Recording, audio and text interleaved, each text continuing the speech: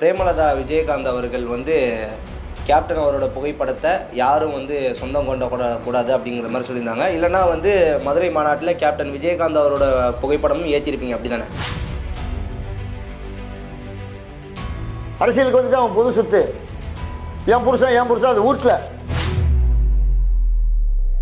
இன்னைக்கு மக்கள் ஆர்வ கோளாறுல வந்தாங்க அப்படின்னு சொல்லலாம். அப்போ உங்க கட்சி மாநாட்டுக்கு வரவங்களா ஆர்வ கோளாறுல வராங்க? எப்படி நாங்கள் வரோம் 2 மாநாடு, 3வது போட்டுட்டுமா வேண்டாமான்னு கொஞ்சம் யோசிக்கிறோம். கோயம்புத்தூர் முடிவு பண்ணால் எதையும் சாதிக்கணும். கொங்கு மண்டலமே செந்தில் பாலாஜி கண்ட்ரோலில் இருக்கான்.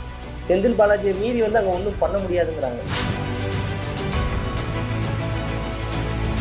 பல சீமானவர்கள் ஆடு மாடுக்கு மாநாடு போடுறாரு, மரத்து கூட மாநாடு போடுறாரு, இப்படியெல்லாம் சொல்றீங்க. உங்க மாநாடை போட்டு பார்த்துட்டு அவர் ஒரு போடு போட்டாரு, அதை பார்த்தீங்களா? கலைஞர் அவர்களுக்கு நான் இந்த இடத்துல சிலை வச்சு என் கையால துறப்பேன் அப்படின்னு உங்க தலைவர் சொல்லியிருக்கேன். எங்க நாங்கள் சொல்ல நாங்கள் எதிரியை யாரும் பார்க்கவே இல்லை, நீங்க தான் எதிரியை பார்க்குறீங்க.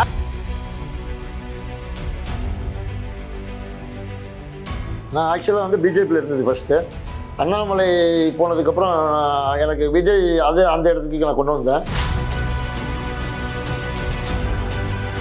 பாஜகல இருந்து நான் தாவேக்காவுக்கு இது பண்ண எந்த கொள்கை பிடிச்சி போய் தாவேக்காவுக்கு மாறினீங்க?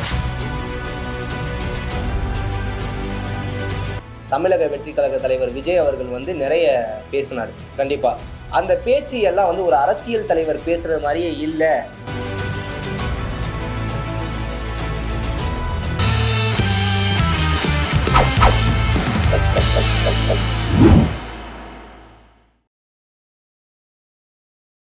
ஜெம் தொலைக்காட்சி நேயர்களுக்கு வணக்கம். அரசியல் ஆடுகளம் நிகழ்ச்சிக்காக நான் உங்கள் சோமஜாமுத்தி. இன்றைய அரசியல் ஆடுகளம் நிகழ்ச்சியில நம்ம கூட இணைஞ்சிருப்பவர் எண்கணித ஜோதிடர் மற்றும் தமிழக வெற்றி கழகத்துடைய ஆதரவாளர் நெல்லை கஜேந்திரன். அவர் தான் நம்மோடு இணைஞ்சிருக்கார். அவரிடம் அரசியல் நிலவரம் குறித்து பல கேள்விகளை முன்வைப்போம். ஐயா வணக்கம். வணக்கம். எப்படி இருக்கீங்க? நன்றாக அருமையா இருக்கேன். தலைவர் ஆசீர்வாதத்தோட. ஐயா, முதல் கேள்வியை உங்களை கேட்கலாம். நல்ல ஆன்மீகவாதியா இருக்கீங்க, பட் தமிழக வெற்றி கழகத்தில் இணைஞ்சிருக்கீங்க. அங்கே தந்தை பெரியாரை கொள்கை தலைவராக கொண்டிருக்காங்க. ஆன்மீகத்துக்கு அப்பாற்பட்ட ஒரு விஷயமும் அங்கே இருக்கும்னு நினைக்கிறேன். எதனால நீங்கள் தமிழக வெற்றி கழகத்தில் இணைஞ்சிருந்தீங்க? நான் ஆக்சுவலாக பிஜேபியில் இருந்தது ஃபஸ்ட்டு. அண்ணாமலை போனதுக்கப்புறம் எனக்கு விஜய் அந்த இடத்துக்கு நான் கொண்டு வந்தேன். ஏன்னா மக்களாக அந்த இடத்துக்கு விஜய் கொண்டு வந்தீங்கன்னா அவரும் இளம் வயது, இவரும் இளம் வயது. அவர் ஆக்டிவாக அண்ணாமலை இருந்தார். அதே ஈக்குவல் ஆக்டிவ் இவர்கிட்ட இருக்குது. மக்கள்கிட்ட போய் ரீச் ஆகிட்டார் குறுகிய காலத்திலேயே. அதே நேரத்தில் மக்கள்கிட்ட நல்ல பேர் இருக்குது. 2வது, நான் அவருடைய சினிமா ரசிகன் ஆரம்பத்துலேருந்து. என் பையன் அப்படின்னு உரிமையோடு சொல்லுவேன். வேறு யாருக்கும் சொல்கிற உரிமை கிடையாது, எனக்கு அந்த உரிமை இருக்குது. ஏன்னா ஆரம்பத்துலேருந்து நான் அவர் அரசியலுக்கு வருவார் சொன்னது நான் தான். கட்சி ஆரம்பிப்பார் சொன்னது நான் தான். கட்சி தேதி சொன்னது நான் தான். மாநாடு ஆரம்பிப்பார் சொன்னது நான் தான். 2வது மாநாடு போட நான் தான். 3வதுக்கு இடம் பார்த்துக்கிட்டு இருக்கோம். மாநாடு பார்க்கலாமா, மாநாடு போடலாமா, இல்லை சுற்றுப்பயணத்தை கரெக்ட் பண்ணிக்கலாமா அப்படின்னு. அதுக்கு சுற்றுப்பயணத்துக்கு உண்டான ரதமும் நாங்கள் ஆஃபீஸில் நிப்பாட்டி வச்சுருக்கோம். தலைவர் 14ஆம் தேதி தலையாக வரப்போகிறாரு. அதே என்ன சொன்னவனுக்கெல்லாம் பதில் கொடுக்கும் வரப்போறாரு. இன்னொரு விஷயம் சொல்லலாம், அருமையா இருக்கு. பரந்தூருக்கு அப்புறம் அந்த வாகனம் அப்படியே ஓரமா இருக்கு, அதையும் சொல்லலாம் இல்லையா? அப்படி கிடையாது, அது இனிமேல் தான் நாங்கள் கிளம்ப போகிறோம். இனிமேதான் டேட் சொல்லியாச்சு. ஜனநாயகன் படப்பிடிப்பெல்லாம் நல்லபடியா முடிஞ்சது. அந்த வேலையை முடிஞ்சு நாங்கள் 2வது மாநாடு போட்டாச்சு. இப்போ 3வதுக்கு ரெடி பண்ணுறோமா, சுற்றுப்பயணத்தை வச்சுக்கலாமான்னு ஒரு ஒப்பந்தத்தில் நிற்கிது. வண்டியெல்லாம் பக்கா கொண்டு வந்துட்டோம். சரி, ஓகே, எல்லாம் ரெடி. கிளம்ப வேண்டியதான் நாங்கள். ஓகே, கிளம்பிடலாம். ஓகே, நம்ம ஒரு விஷயம் ஒன்று சொன்னீங்க, பாஜகல இருந்து நான் தாவேக்காவுக்கு இது பண்ணேன்னு. எந்த கொள்கை பிடிச்சி போய் தாவேக்காவுக்கு மாறினீங்க? அவருடைய மக்கள் அப்ரோச்சு. 2வது அவர் சொல்கிறது என்ன, இளைஞர்களுக்கு படிப்பு, இப்போ தாய்மார்களுக்கு உண்டான பாதுகாப்பு. மெயின் அதுதான் பாதுகாப்பு. இப்போ மாணவர் செல்வங்களுக்கு கல்வி, இந்த மாதிரி முதியோருக்கு ஹாஸ்பிட்டல் வசதி. 2வது முதியோரை நான் ஜாக்கிரதையாக பார்த்துங்கன்னு ஒரு தலைவன் சொல்லலாம். எந்த தலைவன் சொல்லியிருக்கான்? எம்ஜிஆருக்கு அப்புறம் முதியோருக்கு ஆதரவு தரேன் கேப்டன் விஜயகாந்த். கண்டிப்பாக இல்லை, இப்போ இல்லையே, அவர் சொல்ல விடலையே. அவருடைய இதை நாங்கள் சொன்னோம்னா உடனே விஜய் காப்பி அடிச்சாருங்கிறீங்க. நான் அதுக்கு தான் அந்த டாப்பிக்கே நான் வரல. அதாவது விஜயகாந்த் அதிகமாக பாசம் வச்சது விஜய் மேலே, அது நிறைய பேருக்கு தெரியாது. நான்லாம் ஆரம்பத்துலேருந்து பார்த்தேன். பையன் மேலே அதிகமாக பாசம், அவர் பையனோட விஜய் மேலே பாசம் ஜாஸ்தி. வெளியே பார்க்கும்போது அவர் படம் கொஞ்சம் ஃபெயிலியர் ஆகிற மாதிரி தோணுதேன்னு நினைக்கும் போது விஜயகாந்த் நான் இருக்கேன், என் கூட நடிகர் வாடான்னு சொல்லி சப்போர்ட் பண்ணது அவர் தான். அதை அந்த நன்றியை என்றைக்கும் மறக்க முடியாதது, மறக்கக்கூடாதுங்கிறதுக்கு தான் அவருடைய இடத்துல போய் மாநாடு போட்டது. நன்றி கடன் ஒன்று இருக்குல்ல, நன்றி கடன். நன்றி கடன் அது வந்து விஜய்கிட்ட அது என்றைக்கும் உண்டு, எல்லாருக்குமே உண்டு. ஓகே, கேப்டன் விஜயகாந்தோட மனைவி பிரேமலதா விஜயகாந்த் என்ன சொல்றாங்க அப்படின்னா, இத்தனை ஆண்டு காலமா கேப்டன் அவர்கள் வந்து அரசியல்ல இருந்தாங்க. அப்பெல்லாம் அண்ணன் சொல்லி வாய் வராத ஒரு விஷயம் இப்போ ஓட்டுக்காக மதுரை மக்களை கவர்வதற்காக கேப்டன் விஜயகாந்தோட பேரை வந்து பயன்படுத்துறார் விஜய். அப்படிலாம் கிடையாது. நிறைய தடவை அவர் வீட்டுக்கு போயிருக்காரு, பார்த்துருக்காரு, பேசியிருக்காங்க, எல்லாம் செஞ்சிருக்காங்க. அதுல இருந்து எந்த மாற்றமும் கருத்து கிடையாது. அப்ப சினிமாவில் வந்து அப்ப அரசியலுக்கு வரல.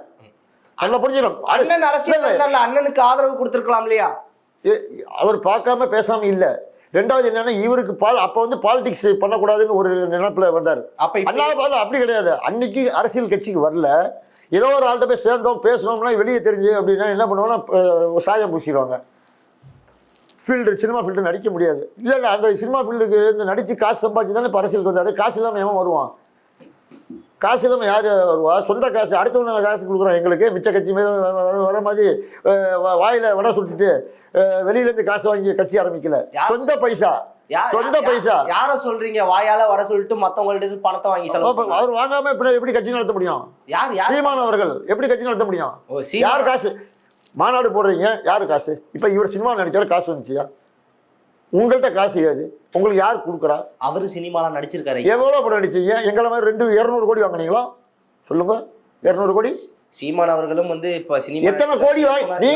நீங்க ஒன்லி டைரக்டர், ஓகேவா? ஹீரோ இல்லை. நடிச்சிருக்காரு. மாயாண்டி குடும்பத்தாரெல்லாம் அந்த ஸ்டாருங்க. இவர் ஸ்டாரு, அஜித் ஸ்டாரு. இவங்கெல்லாம் இப்போ நாளைக்கு அஜித் வந்து படம் நடிக்கிறேன் 250 கோடி, ஓகே ரெடி. இப்போ என் தலை நடிக்கிறேன்னு சொல்லிட்டோம். எத்தனை கோடி வருதுன்னு பார்க்கலாமா? வேண்டாம். இப்போ அரசியலுக்கு வந்தாச்சு, இனிமேல் நடிக்கிறது இல்லை, நடிக்க மாட்டார். முழுக்க போட்டாச்சு. இனிமேல் மக்களை வரணும்னு வந்தாச்சு. மாநாடு சிறப்பாக போட்டோம். 2 மாநாடு சிறப்பு. அதுலேயும் உள்குத்து வச்சிங்க. அவருடைய பாதுகாப்பு நல்லா புரிஞ்சுக்கணும். அதாவது தெளிவாக சொல்கிறேன். அதாவது நான் இது வந்து என்னுடைய மக்களுக்கு நான் சொல்லி ஆகணும். சில பேரை வந்து கன்வின்ஸ் பண்ணிகிட்டு இருக்காங்க. அதாவது மாநாடில் ஒரு 2 பேரை 3 பேரை தூக்கி எறிந்து விட்டார்கள். அந்த லட்சக்கணக்கில் மக்கள் இருக்கான்.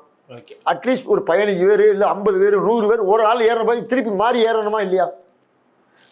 ஒரு தலைமை வரான். புரியுது ஐயா. அப்போ அரசியலுக்கு எதுக்கு வந்தீங்க? மக்களை பார்க்க வந்தீங்க. மக்களை அதுக்குதான் வந்தோம்.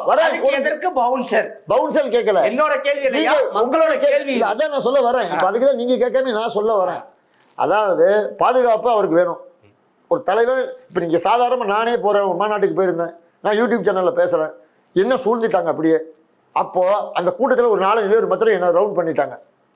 ரவுண்ட் பண்ணிவிட்டு, ஐயா வயசானவர், நீங்கள் ஒரு ஃபோட்டோ எடுத்துக்கணுமா, வரிசையாக வாங்க ஃபோட்டோ எடுத்துங்க அப்படின்னு சொல்லி என்ன ரவுண்ட் பண்ணிட்டாங்க. அதுக்கப்புறம் வரிசையாக ஒருத்தர் வந்து இந்த செல்ஃபியெல்லாம் எடுத்துக்கிட்டாங்க. ஒரு 2000 பேர் எனக்கு தெரிஞ்சிருக்கும். நான் கணக்கு பார்க்கல. அப்போது சாதாரண நான் என் தலைவனுக்கு தொண்டேன். அவர் சினிமா நான் வந்து பிஜேபியிலேருந்து அண்ணாமலை என்னைக்கு போனாரோ அன்னையிலேருந்து நான் விஜய் பக்கம் வந்துட்டேன். நான் அப்புறம் தான் விஜய்க்கு ஃபோக்கஸ் பண்ணது நான் தான். அவர் யூடியூப்பில் நான் ஃபஸ்ட்டு நான் தான் ஜாதகமே அவருக்கு சொன்னது. அது உலகத்துக்கே தெரியும். அரசியலுக்கு வருவான்னு சொல்லுவது நான் தான். ஒன்றும் சொல்லி நான் தான். எத்தனை சேனல் என்னை கூப்பிட்டு கேட்குறாங்க, எத்தனை சேனலில் பேசியிருக்கேன். நான் சொன்னது ஃபுல்லு நடந்திருக்கு, ப்ரூஃபாக இருக்கேன். அதுக்கு ப்ரிவியூ போட்டு காமிச்சிருக்காங்களே, பொய் இல்லையே. இப்போ இவர் வந்து சொந்த காசில் கட்சி, அந்த சொந்த சம்பாத்தியம், அதை எங்கே வாங்கினோம் அங்கேயே செலவு பண்ணுறேங்கிறாரு. என்ன ஷூட்டிங் போனேன். இன்னைக்கு மக்கள் ஆர்வ கோளாறுல வந்தாங்க அப்படின்னு சொல்லலாம். ஒரே நிமிஷம். அப்போ வந்து உங்க கட்சி மாநாட்டுக்கு வரவங்களா ஆர்வ கோளாறுல வராங்க? எப்படி நீங்க சொன்னீங்களே ஆர்வ கோளாறுல வந்துட போறாங்க? அப்படி கிடையாது. கட்சியில சேர்ந்தது ஆர்வத்துல தான் வந்தாங்க. நல்ல நடிப்பார், நல்ல செய்வார், அந்த ஆர்வத்துல. இல்ல நீங்க சொன்ன மாதிரி ஏதாவது ஆர்வ கோளாறுல இதுதான் ஆர்வம். பாசம் சொல்லலாம். நீங்க எப்படி வேணா எடுத்துக்க. இதை பாசம் பார்க்க முடியலையே, தம்பியை பார்க்க முடியலையே, அண்ணனை பார்க்க முடியலையேன்னு சொல்லி பாசம். ஆனா அதில் கட்சியில் கட்டுக்கோப்பா அப்படி ஏறி இருந்தால் எல்லாம் ஏறி இருக்கணும்ல. கண்டிப்பாக இவங்க பாசம். இப்போ அதுக்கு சொல்லி நீங்கள் கேட்ட கேள்விக்கு நான் வரேன். இப்போ இவங்க ஏதோ பாசமாக இருக்கிற மாதிரி நடித்து மேலே ஏறினீங்க. எத்தனை பேர் ஏறினீங்க? 3 பேர் ஏறி இருக்கீங்க. அவருக்கு ஏதாவது நடந்திருந்தால், இப்போ நடக்கலை பேசுகிறீங்க. அந்த வந்தவன் சும்மா வரல, கூலிக்கு மரடிக்க வரல, துட்டு வாங்கி பாதுகாப்புக்கு வந்திருக்கான். அவன் தொழில் அவன் கரெக்டாக பார்க்கணும். அவன் நல்லவன் கரெக்டாக அவன் ரசிகரும் இல்லைன்னு அவனுக்கு நல்லா தெரியுது. அவன் எத்தனை பாதுகாப்புக்கு போயிருப்பான், எத்தனை பேருக்கு பாதுகாப்பு கொடுத்துருப்பான். அந்த 3 பேரும் விஜயை பார்க்கவே வரல. அப்புறம் அட்டாக் பண்ண வந்திருக்கான். அட்டாக் பண்ண வந்து நடந்திருந்தால் இப்போ நீங்க வேண்டாயா பாதுகாப்பே இல்லை, நீங்க தமிழக அரசு பாதுகாப்பு கொடுத்துருக்காங்களா அவருக்கு? பாதுகாப்பெல்லாம் அனுப்பியிருக்காங்களே, எங்க அவங்களுக்கு கொடுத்துருக்காங்க தனிப்பட்ட முறை. அங்க ஸ்டேஜில் நடந்து வர்றாருல, இவ்வளவு இத்தனை கோடி பேர் நிக்கிறேன் வெளியே, இத்தனை பேர் நிக்கிறேன் நடந்து வர்றாருல. அப்போ 2 சைடு 2 போலீஸ் நீங்க அனுப்பிச்சிருக்கமா இல்லையா? நம்ம இதுல இருந்து 2 பேர் மாநாட்டுக்கு மக்களுக்கு கொடுத்தீங்க, என் தலைவருக்கு எங்கேயா கொடுத்தீங்க? தலைவர் நடந்து வந்தால, அப்ப அவர் தானே அவர் சேஃப்டிக்கு கொண்டு வந்தாரு. அது இல்லைன்னா அவர் நிலைமை என்ன இருக்கும்? சப்போஸ் ஏதாவது நைஃப் வச்சு குத்திருக்கலாம், இல்லை ஆசிட்டை குத்திருப்பான், என்ன பண்ணியிருப்பீங்க? அப்போ என் தலைவர் திருப்பி தர முடியுமா உங்களால்? அவர் ஏதாவது நடந்திருந்தா தெரியும், உங்களால் திருப்பி பதில் சொல்ல முடியுமா? வேற நபர் தான் கேஸ் கொடுத்துருக்கான், அதுக்கு ப்ரூஃப் இருக்குன்னு சொல்லியிருக்காங்க, ப்ரூஃப் காமிக்கிறேன்னு சொல்லியிருக்காங்க. 4 வழக்கு போட்டிருக்கேன், 40 வழக்கு போடு. ஆள் மாறாட்டம் ஏன் செஞ்சீங்க? யார் எந்த கட்சி செஞ்சது? இப்போ அடுத்த நோண்டவங்களை நாங்கள் விடுவோமா? அதான் எங்கள்கிட்ட வக்கீல் இல்லையா? கேள்வி கேட்க மாட்டோமா? நாங்கள் வாயிலா பூச்சியா? வக்கீல் வைப்போம், கேஸ் நடத்துவோம், எவன் குற்றவாளியோ எந்த கட்சி இதை உள்ள இறங்குச்சுன்னு அதையும் நோண்டுவோம், விடமாட்டோம். இதை சரி, ஓகே. இப்போ சுற்றுப்பயணத்துக்காண்டி நாங்கள் கொஞ்சம் ஃப்ரீயாக விடுறோம், சுற்றுப்பயணம் முடிவிட்டோம். சுற்றுப்பயணத்துலேயும் பவுன்சர் இருப்பாங்க, அப்படி தானே? எப்படி இதோட எப்படி பாதுகாக்கணுங்கிறத அடுத்த ஸ்டெப் எடுப்போம். அடுத்த ஸ்டெப் எடுப்பீங்க கண்டிப்பா. ஓகே. அந்த 3 பேர் வந்து மேலே ஏறி தாவேகா தலைவர்கள் அவர்கிட்ட போனாங்க, அவர் அட்டாக் பண்ண வந்தாங்கன்னு சொல்லிட்டு நீங்க குற்றச்சாட்டுறீங்க. எந்த கட்சி ஏவி விட்டுருக்குங்கிறீங்க? சொல்லவே முடியாது. இவருக்கு எல்லாமே எதிரியா எல்லாம் இருக்கான். இவரு கூட யாரும் வரவே இல்லையே. வந்துருந்தா நம்ம சொல்லலாம், யாரும் வரலையே. அப்ப தாவேகா கூட கூட்டணி இல்லாத எல்லாருமே வந்து அதுல ஏதோ ஒரு கட்சி விஷம் பண்ணிருக்கு, ஏதோ கட்சியா இப்ப தெரிஞ்சிடும். நம்மளுக்கு கிடைச்சது பெரிய விஷயமே என்னன்னு கேட்டீங்கன்னா, நாட்டில் தலைவர் கிடைச்சதை விட நீதிபதிகள் நல்ல நீதிபதிகள் கிடைச்சிருக்காங்க. சில வழக்குகளை தானாக முன்வந்து எடுத்திருக்காங்க, நல்ல தீர்ப்பு கொடுத்துட்டு இருக்காங்க. கண்டிப்பா ஜட்ஜு இதை விட மாட்டாரு, கண்டிப்பா குற்றவாளியை கண்டிப்பா தகுந்த தண்டனை கொடுப்பார். ஓகே. 2வது மாநில மாநாட்டில் தமிழக வெற்றி கழக தலைவர் விஜய் அவர்கள் வந்து நிறைய பேசினார். கண்டிப்பா அந்த பேச்சு எல்லாம் வந்து ஒரு அரசியல் தலைவர் பேசுறது மாதிரியே இல்லை அப்படிங்கிறது மாதிரி வந்து நிறைய பேர் விமர்சனம் பண்றாங்க. அதாவது நீங்க அரசியல்வாதியா பழகி உங்களுக்கு அரசியல் புத்தி தான் வருது. எங்க குடும்பத்துக்கு என்ன தேவை சொல்லுங்க, நாங்கள் என் குடும்பத்தை நாங்கள் எல்லாரையும் குடும்பமாக தான் பார்க்குறோம். அரசியல் வாங்கி சொத்து சேர்க்க நாங்கள் வரல. ஓகே. அதனால தான் குடும்பமாக பார்க்கறதுனால தான் முதல்வர் ஸ்டாலின் அவர்களே அங்கிள் என்று கூறினீர்களா? ஏங்க, அதாவது அங்கிள் அப்படின்னு என்ன அர்த்தம் கேட்டீங்கன்னா, முதல்ல புரிஞ்சுங்க. தெரியல பேச மாமா, சித்தப்பா, பெரியப்பா அர்த்தம் இருக்கு. நீங்கள் வேற மாதிரி புரிஞ்சுக்கிட்டா நாங்கள் வந்து சொல்ல முடியும். நாங்கள் பெரியப்பான்னு வச்சோம், எங்கள் அப்பாவோட அண்ணா அப்படின்னு நாங்கள் பெரியப்பான்னு கூப்பிடுவோம். நாங்கள் உறவாக தான் வச்சுருக்கோம். மிச்சம் இது மாதிரி எப்படி திமுக கூடயா? திமுக கூட கிடையாது, எல்லாரும் எங்களுக்கு வேணும், நாங்கள் இல்லைன்னு சொல்லலையே. தப்பு செய்தால் கண்டிக்கிறோம், அவ்வளோதானே. எங்களை யாரையும் நாங்கள் வந்து திட்டலை கொள்ளலை. நீங்கள் தான் சவுதியை தூக்கி எங்கள் மேலே தெரிக்கிறீங்க, நாங்கள் தொடச்சிட்டு போயிட்டே இருக்கோம். அதுவும் துடைக்கிறதுக்கு ஒரு அளவு தான் உண்டு. முடிஞ்சால் சட்டையை மாற்றிக்குவோம். ஓகே. சட்டைனா உங்கள் கொள்கையை மாற்றிக்கிட்டீன்னு கிடையாது. இப்போ இருக்கிறது நாங்கள் தூக்கிட்டு நாங்கள் வந்துடுவோம்.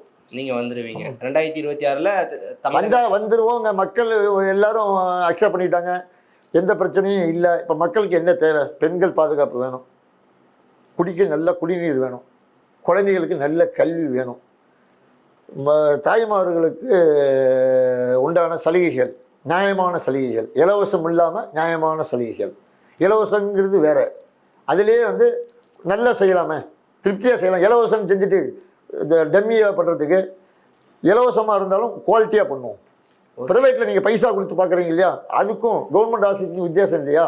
தரமான மருந்தை கொடுப்போம், தரமான டாக்டரை நம்ம வச்சுக்குவோம்.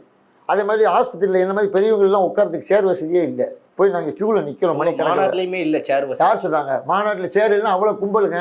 எதிர்பார்த்து நீங்கள் கொடுத்த இடம் நாங்கள் இடத்துக்கு கேட்குறதே நீங்கள் தள்ளிய எல்லாம் நாங்களெல்லாம் போட்டுக்கிட்டோம். நீங்கள் என்ன பண்ணினீங்க? குடிக்க தண்ணி, உட்கார சேர் இல்லைன்னா எத்தனை சேர் வந்தா? இப்போ இதுலேருந்து எங்கள் பவர் தெரிய வேண்டாம். ஓகே ஐயா. இப்போ வந்து இன்னொரு விஷயம் போயிடலாம். தமிழகத்துடைய முதலமைச்சராக இருக்கக்கூடிய திமுக தலைவர் திரு மு.க. ஸ்டாலின் அவர்களை பொது மேடையில் அங்கிள் என்று உங்கள் தலைவர் கூறியது கரெக்டா? பெரியப்பான்னு கூப்பிட்றோம்ப்பா. நீங்கள் இப்போ உங்களுக்கு இங்கிலீஷ் நாலேஜ் இருக்கா இல்லையா? நான் தெரியாதவங்களுக்கு சொல்கிறேன். சித்தப்பான்னு கூப்பிடலாம்னு சொல்லியிருக்கேன், பெரியப்பான்னு கூப்பிடலாம். நாங்கள் பெரியப்பா, அண்ணா, நாங்கள் ஃபேமிலியாக தான் பழகிறோம் எல்லாத்தையுமே. எதிர்கட்சியாக நீங்கள் இருங்க, உறவு நாங்கள் அப்படி தான் கூப்பிடுவோம்.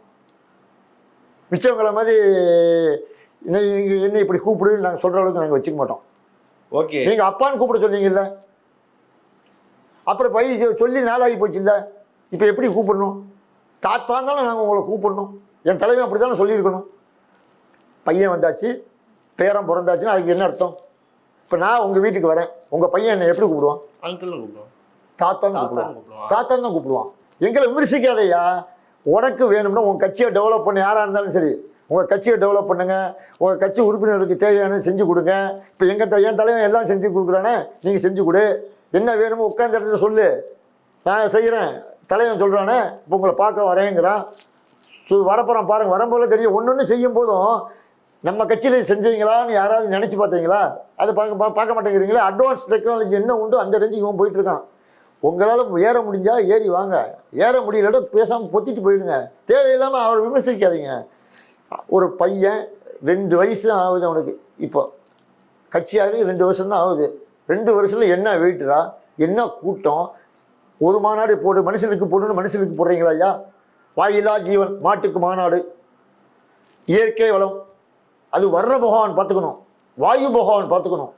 செடி கொடிகளுக்கெல்லாம் வந்து காத்தோட்டம்ங்கிறது காற்று, அது வாயு பகவான். வாயு மழை வரணும், வர்ண பகவான்.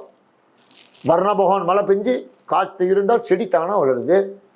நாங்கள் அப்படி இல்லை. நீங்கள் கேளுது ராஜா, நீ கேளு ராஜா, பேசு ராஜா, என்ன கேளு ராஜா, நான் உங்களுக்கு செய்கிறோம் ராஜா அப்படின்னு நாங்கள் வரோம். 2 மாநாடு, 3வது போடணுமா வேண்டாமான்னு கொஞ்சம் யோசிக்கிறோம். ஏன்னா எங்களுக்கு இடம் தரத்துக்கு ரொம்ப பிரச்சனையாக இருக்குது. ஏதாவது ஜாஸ்தி இடம் தேவைப்படுது. அந்த மாதிரி ஜாஸ்தி இடம் கிடைக்கிறது கோயம்புத்தூர். நாங்கள் கோயம்புத்தூர் வந்து முடிவு பண்ணால் எதையும் சாதிக்கும். திருநெல்வேலி மாதிரி அந்த ஊர் நல்ல மக்கள், நல்ல அருமையான மக்கள். நான் அங்கே இருந்திருக்கேன்.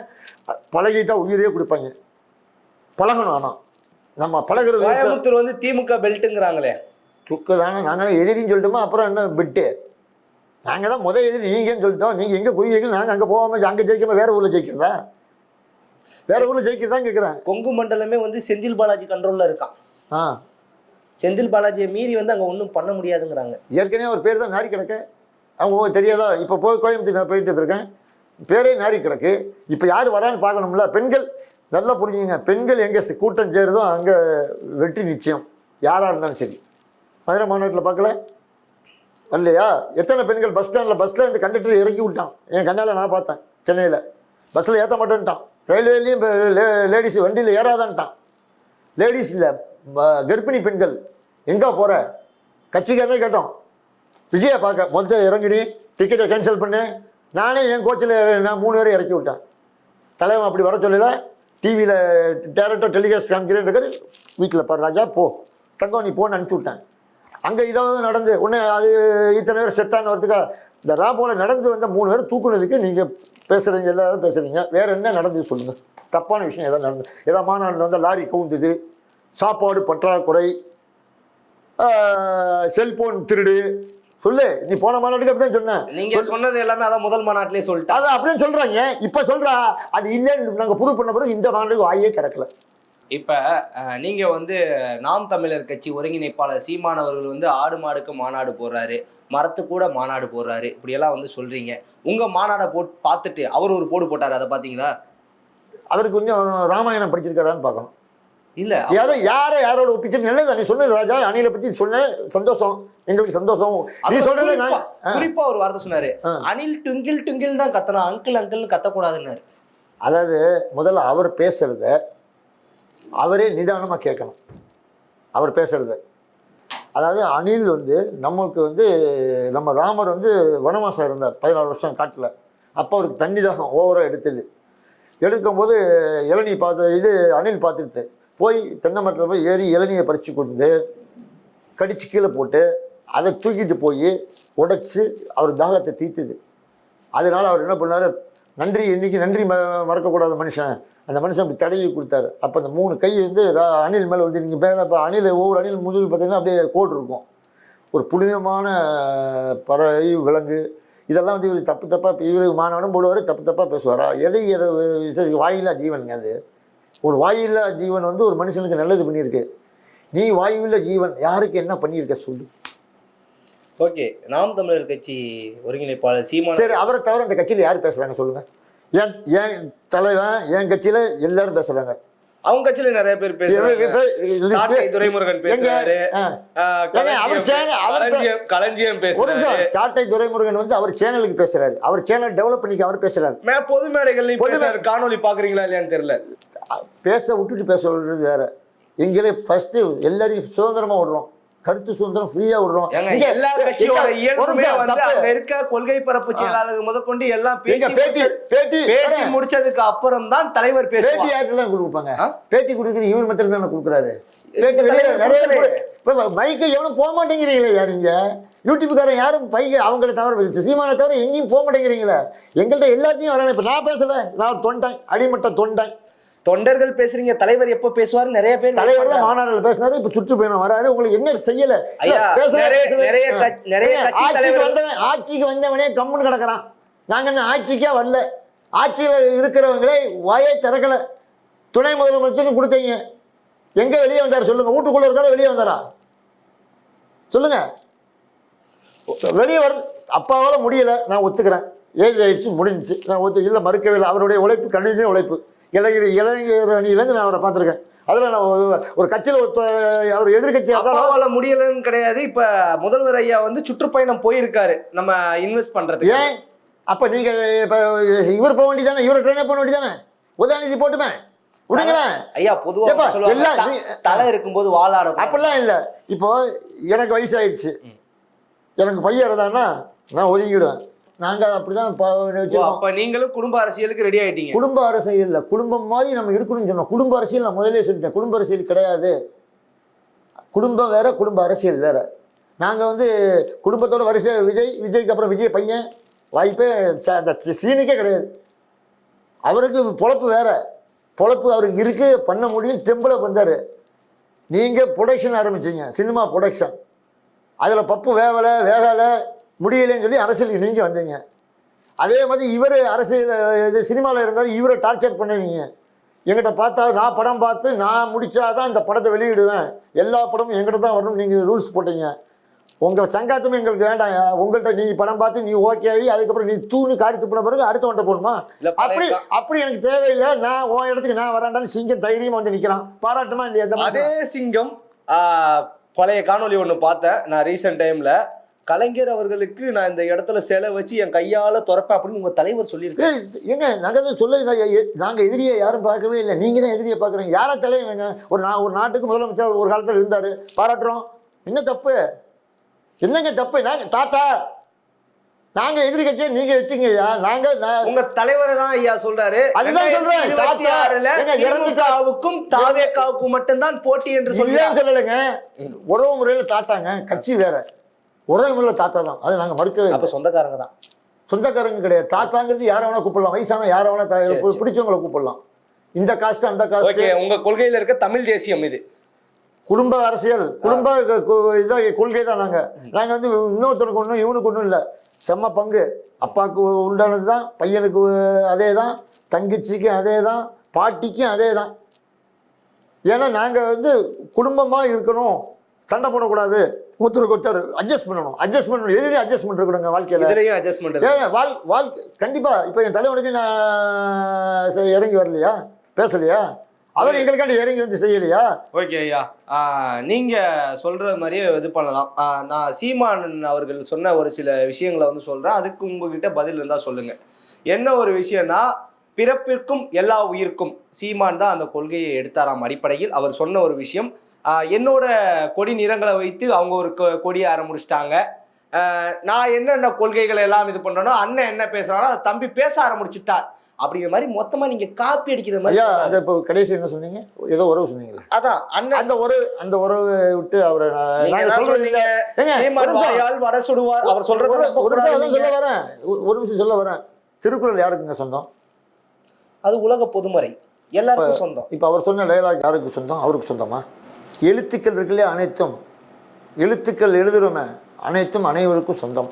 அப்படி எடுத்துக்கிட்டா டிஎம்கே கலர் என்ன? கட்சிக்கு கொடி சிகப்பு கருப்பு, நடுவில் வெள்ளை வச்ச கொடி இந்த கட்சி அதிமுக. அவர் ஏன் ஒயிட்டை வச்சார்? எம்ஜிஆர் டிஎம்கேலேருந்து பிரிஞ்சு வந்தார், அவர் மட்டும் ஏன் வெள்ளையை வச்சார்? அவர் ஒரு கட்சிக்கு ஒரு. இப்போ அதுக்கு தான் பதில் வரேன். அதே மாதிரி எங்களுக்கு இந்த கலர் பிடிச்சிருக்கு, எங்களுக்கு இந்த கலர் ராசி நாங்கள் வச்சுருக்கோம், யானை சின்னத்தை கூட அதில் வச்சுருக்கோம், உங்களுக்கு என்ன வேணும்னு நீ வேறு ஏதாவது விலங்கு ஒரு இதை வச்சுக்கோ, நாங்கள் யானை விநாயகர் நினச்சி நாங்கள் வச்சுருக்கோம், அவர் வேறு ஏதாவது வச்சுக்கிட்டோமா, யார் வேண்டான்னா நாங்கள் வேணான்னு சொல்லவே இல்லையா, நீ ஓ இஷ்டம், நான் ஓ விஷயத்துக்கு வரலையே, ஓ வீட்டு கதவை நான் ஏன் தட்டுறேன், நீ தேவையில்லாமல் ஏன் வீட்டு கதவை ஏன் தட்டுறேன்? ஓகே, நீங்கள் வந்து நான் தான் வேண்டான்னு சொல்லிட்டேன், உன்னை வேண்டாம் உன்னை பிடிக்கலன்னு சொல்லிட்டேன், அப்புறம் கதவை தட்டினா என்ன அர்த்தம்? ரெண்டாவது மாநாட்டில் வந்து பெருசாக வந்து விமர்சனங்கள் வச்சது திமுகவுக்கும் தாவேக்காவுக்கும் 2026 போட்டினாங்க. முதல் மாநாட்டில் விமர்சனமே பண்ணாமல் இருந்த அதிமுகவை கூட விமர்சனம் பண்ணிட்டாரு, ஓகேங்களா? ஆனால் அந்த நாம் தமிழர் கட்சி பக்கம் மட்டும் போக மாட்டேங்கிறாரு. போக மாட்டேங்கிறே இல்லைங்க, அதாவது நீங்கள் நல்லபடியாக பேசி கேட்குறதுக்கெல்லாம் பதில் சொல்லி பரவாயில்ல, உங்கள்கிட்ட எது பேசினாலும் உங்களுக்கு புரிய மாட்டேங்குது, அப்புறம் நான் உங்கள்கிட்ட பேசி நான் பைத்தியமாக இருந்தா டாக்டர்கிட்ட போகுது ட்ரீட்மெண்ட் எடுக்கணுமா, என்னால் போய் எங்களுக்கு வேண்டாம் அப்படி. இப்போ வந்து 2வது மாநில மாநாட்டில் வந்து அறிஞர் அண்ணாவோட புகைப்படமும் புரட்சித் தலைவர் எம்ஜிஆரோட புகைப்படமும் வந்து இணைச்சிருந்தீங்க. உங்களோட அதிமுக ஓட்டெல்லாம் கை கவர்றது தான் உங்களுக்கு? அப்படி கிடையாது, அப்படி கிடையாது. அரசியலுக்கு ஆரம்பித்த முதல் குருவே அண்ணா தான். அந்த ஒரு நன்றி கடன். ரெண்டாவது எங்க ரசிகர் நன்றி கடன் எங்கே போச்சு? இல்லை ஒரு நிமிஷம் கேளுங்க. 2வது மாநாடு வந்து மதுரை வந்து பக்கத்தில் ஆண்டிப்பட்டின்னு இருக்குது, அது வந்து எம்ஜிஆரோடைய கோட்டை. மதுரைங்கிறது எம்ஜிஆரோட கோட்டை. சினிமா எடுத்தாலும் மதுரை தான் அவருக்கு ஜெயிக்கும். 2வது நான் எப்படியோ எனக்கு அப்புறம் வந்தான் விஜய் என் பையன், அவன் நான் இருக்கும்போதே எம்ஜிஆர் இருக்கார், அவர் பிறந்தோடனே எம்ஜிஆர் இருக்கார். சிறு வயசு அப்போ என்னென்னு கேட்டிங்கன்னா, சிறு வயசில் எல்லாருக்குமே ஒரு சினிமா மோகம் இருக்கும். இப்போ இன்றைக்கி அஜித் மேலே எவ்வளோ வெறியா இல்லையா பசங்க, விஜய் மேலே இல்லையா? அது மாதிரி அன்றைக்கி எம்ஜிஆருடைய அவர் ரசிகர். ஒரு எம்ஜிஆர் வந்து எனக்கு சொந்தம் உனக்கு சொந்தம், அண்ணா எனக்கு சொந்தம் உனக்கு சொந்தம், இறந்த தலைவர் எல்லாருமே எல்லாருக்கும் சொந்தம். அப்போ டாக்டர் கலைஞர் கருணாநிதி நாங்கள் தான் செலவு வச்சுக்கிறேன்னு சொன்னீங்களே, நீங்கள் வச்சு கொடுத்துட்டு போகுது என்னப்பா, என்னங்க செய்ய போகிறோம்? வெய் தான் வைக்கிறோம், எங்களுக்கு என்னங்க இருக்குது? நாங்கள் தான் யாரையும் பழகலையே, நாங்கள் தான் இப்போ நீங்கள் தான் கத்துறீங்க, நீங்கள் தான் காலையில் ஒரு பேச்சு பேசுகிறீங்க, சாயங்காலம் ஒரு பேச்சு பேசுகிறீங்க, சும்மா யூடியூப்காரங்க வா வா வான்னு கூப்பிட்டு பத்திரிக்கையில் வா வான்னு கூப்பிட்டு நீங்கள் தான் வாரி சேர்த்த வாரி மண்ணில் பூச்சிக்கிறீங்க. ஐயா நீங்கள் வந்து நாங்கள் கூப்பிட்டோம், நாங்கள் 2026 எங்களுக்கு எதிரி திமுகன்னு சொல்லிட்டு தாக்குறது ஃபுல்லாக வந்து நாம் தமிழர் கட்சியை தான் தாக்கிட்டு இருக்கீங்க. என்ன தாக்கணும் கிடையாது, கட்சிக்கு ரெண்டுமே பண்ணிட்டு இருக்கோம். ரெண்டுமே அவர் வாயை திறக்கிறார், என் தலைவர் வாயை திறக்க வேண்டாம், திறக்கலன்ட்டார். இந்த விஷயத்துக்கு இந்த இவருக்கெல்லாம் சின்ன லெவலுக்குலாம் நான் பேச வேண்டாம்ப்பா, நீங்கள் பேசுங்க தொண்டர்களே அப்படின்னு எங்களை பேச விட்டுருக்காரு. அவர் பேசினா அந்த லெவலுக்கு கீழே இறங்கி விட மாட்டோம். சரி ஓகே, அவருக்கு நிகழ் யார்? 40 வருஷ கட்சி போடு, நேருக்கு நேர் பேச என் தலைவன் பேசுவோம். மிச்ச சின்ன கட்சி உதிரிய கட்சிகளை நாங்கள் இருக்கோமே, எதுக்கு அவர் டயத்தை வேஸ்ட் பண்ணிவிட்டு? அவருக்கு 1000 வேலை இருக்குங்க. ஓகே ஐயா, இப்போ வந்து பார்த்தீங்கன்னா பிரேமலதா விஜயகாந்த் அவர்கள் வந்து கேப்டன் அவரோட புகைப்படத்தை யாரும் வந்து சொந்தம் கொண்ட கூடாது அப்படிங்கிற மாதிரி சொல்லியிருந்தாங்க. இல்லைனா வந்து மதுரை மாநாட்டில் கேப்டன் விஜயகாந்த் அவரோட புகைப்படமும் ஏற்றிருப்பீங்க, அப்படி தானே? அப்படி கிடையாதுங்க. இவங்க சொந்தம்னா உங்களுக்கு சொந்தம் இல்லைங்க. எனக்கு உதவி பண்ணியிருக்கேன்னா நான் அவனை நன்றி விசேஷமாக வச்சுக்கணுமா இல்லையா? நீங்கள் அதை வச்சுக்கூடாதுன்னு சொல்கிறது நீங்கள் யார்? அவங்க ஒய்ஃபுங்க. இருக்கட்டும், உங்களுக்கு அப்படியே எங்களுக்கு செஞ்சதை நான் திருப்பி செய்யணுமே ஐயா. எங்களுக்கு உதவி பண்ணியிருக்காங்க, இன்றைக்கி நிலைமைக்கு என் தலையாக வந்திருக்கானே, அந்த நன்றியை திருப்பி நாங்கள் செய்ய வேணாம். இத்தனை கோடி 200 கோடியை விட்டுட்டு வந்திருக்கான் இல்லையா, அவனை கூட்டு அந்த அளவுக்கு கொண்டு வந்து யார்? நீங்கள் வேணான்னு உங்களுக்கு பிடிக்கல, நீங்கள் உங்களோட நிப்பாட்டிங்க. அவன் பொது சொத்து, அரசியலுக்கு வந்துட்டு அவன் பொது சொத்து. என் புருஷன் அது வீட்டில் வெளியே வந்துட்டான்னா எல்லாருக்கும் சொந்தம். உண்மையிலே அதுதான், எல்லாருக்கும் பப்ளிக்கு சொந்தம் தான். அவங்களுக்குன்னு ஒரு தனி கட்சி இருக்கு இல்லையா, அந்த கட்சியோட ஏங்க நாங்கள் அவரை தூக்கி வச்சு கொண்டாடலை, பாராட்டுறோம், அவ்வளோதான். கட்சியில் வந்து நாங்கள் தூக்கி வச்சு கொண்டாடல, அவரை செஞ்ச நன்றி கடனுக்கு நாங்கள் பாராட்டுறோம், அவ்வளோதான். கட்சிக்கு அதுக்கு சம்மந்தம் இல்லை. ஓகே ஐயா, இறுதியாக ஒரு கொஸ்டின் மட்டும் வச்சுக்கிறேன். 2026 தமிழக வெற்றி கழகத்தால் வெல்ல முடியுமா, ஆட்சி அமைக்க முடியுமா? என்னை பொறுத்த வரைக்கும் ஆட்சி அமைச்சாச்சு, மக்களை பொறுத்த வரைக்கும் ஆட்சி அமையணும், அவ்வளோதான். எங்கள் தொண்டரை பொறுத்த வரைக்கும் ஆட்சி அமைஞ்சாச்சு. எங்களை பொறுத்த வரைக்கும் ஆட்சிக்கு பதவி கையெழுத்து போடுறதுக்கு அவர் ரெடியாக வந்தாச்சுன்னு நாங்கள் முடிவு பண்ணிட்டோம். மக்களை பொறுத்த வரைக்கும் அவங்களும் ரெடி. எலெக்ஷன் தேர்தல் ஆணையத்துக்காண்டி நாங்கள் வெயிட் பண்ணுறோம். மக்கள் அதுக்கு தான் வெயிட் பண்ணுறோம். என்னைக்கு டேட் இணையக்கூடிய கூட்டணிக்காகவும் வெயிட் பண்ணுறீங்க? தேவையில்லை, வந்தால் வேண்டாம்னு சொல்லலைங்க. வீட்டுக்கு வராதுன்னு நாங்கள் சொல்ல மாட்டோம். வந்தால் குடிக்க தண்ணி கொடுத்து சாப்பாடு போட்டு அனுப்புறது தான் நாங்கள். ஏன்னா எங்கள் தலைவர் வந்து குருவாக வைத்தது எம்ஜிஆரையும் விஜயகாந்தையும். அவங்க 2 பேருமே சாப்பாட்டுக்கு முக்கியத்துவம் கொடுத்தவங்க. எம்ஜிஆரும் சரி, அதே மாதிரி எம்ஜிஆர் வந்து எதிர்த்து யாரையும் பேச மாட்டார், அனாவசியமாக யாரையும் தாக்க மாட்டார், அதுக்கு கீழே உள்ளவங்க தான் தாக்குவாங்க. அதே மாதிரி தான் இப்போ என் தலைவன் பேசலை இங்கே சில்லறை விஷயத்தில் வரமாட்டான். பெரிய தலை யார் சொல்லு, மோதுறேன் அந்த மாதிரி இதான் பெரிய இதுக்கு ஒரு மோதுவார். 2024 வந்தாச்சுன்னு முடிவு பண்ணிங்களேன். ஓகே ஐயா, நிறைய தகவல்களை எங்கள் கூட வந்து பகிர்ந்துட்டீங்க. ரொம்ப நன்றி ஐயா. நன்றி.